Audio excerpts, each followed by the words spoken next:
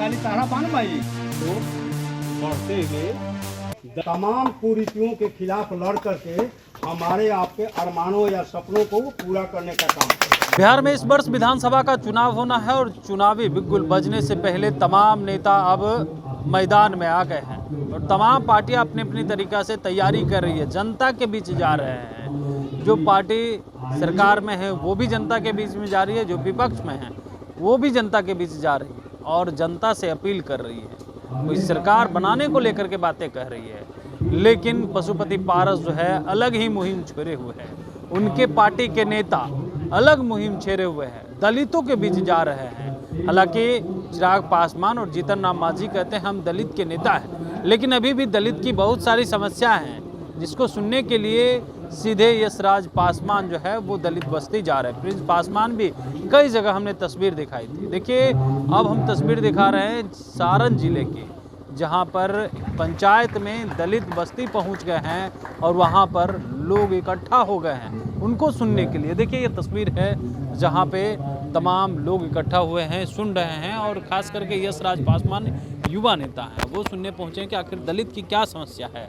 आज़ादी के 75 वर्ष से ऊपर हो गए तब भी अभी भी दलित की कई सारी समस्याएं हैं और उस समस्याओं से अवगत हो रहे हैं कि ताकि वो अपनी समस्याएं बता सके और जब सरकार बने तो उस पर काम किया जा सके।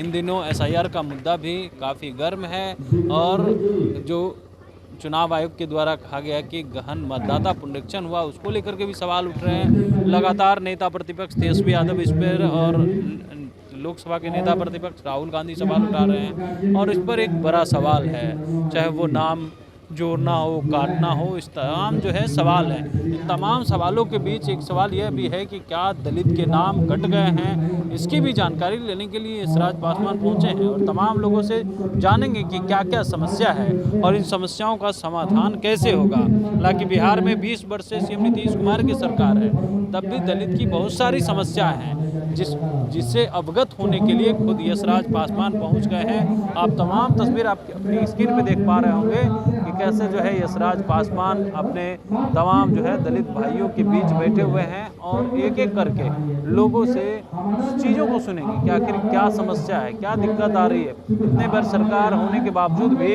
कोई जो है सुनने वाला नहीं है। दलित के नेता कहने वाले दलित की बात सुनते कहाँ हैं, सिर्फ दलित का वोट ले रहे हैं।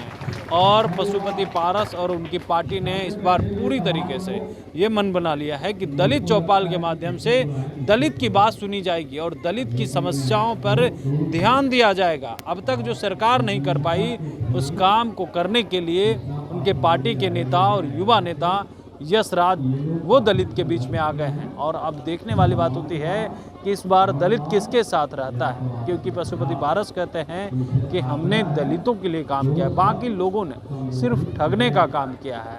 सरकार भी ठग रही है, नीतीश कुमार की सरकार है, NDA सरकार है, उन्होंने भी दलित को ठगने का काम किया है। तो क्या इस बार दलित ठगाएगा नहीं और इस बार दलित को कोई ठग नहीं सकता है। तमाम जो है चीज़ को लेकर के यशराज पासवान पहुंच गए हैं, दलित बस्ती में हैं और दलित लोगों से जान रहे हैं, समझ रहे हैं, पूछ रहे हैं कि आखिर कैसे करना है और इधर उधर वोट नहीं छिटके। महागठबंधन की तरफ के महागठबंधन के साथ हो और पशुपति पारस के साथ हो तो 25 के चुनाव के नतीजे के बाद ही पता चल जाएगा कि दलित किसके साथ है, चिराग पासवान जीतन राम मांझी के साथ या पशुपति पारस के साथ। कमलेश कुमार, लाइव बिहार, सारण।